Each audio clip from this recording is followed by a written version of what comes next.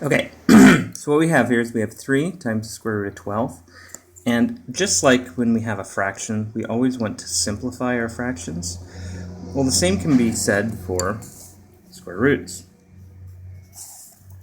What we want to do is we want to make this square root look different. We want it to be down to its simplest form. And how we do that is we look inside here and we're looking for a perfect square that fits in there. And I'm not going to go over the rules of the square roots, that's in another video.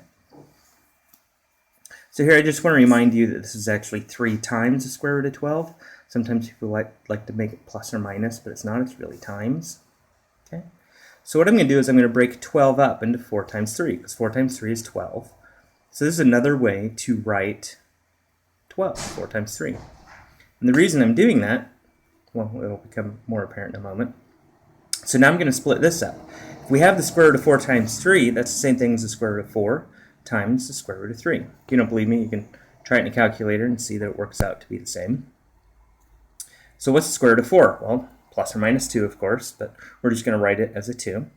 And square root of 3 is not pretty, right? It's a repeating decimal, so we're going to keep it as root 3. So we have 3 times 2 times square root 3. And we go, oh, well, 3 times 2, we can turn that into a 6. And square root of 3, we can keep it as is. And just a reminder that there really is a plus or minus in front of that 6. And that plus or minus really can be quite important depending on the problem that you're doing.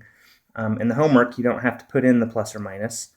Primarily, you're not putting the plus or minus in because you're not doing out all of the square roots yet. So that plus or minus is still considered to be hidden in that square root.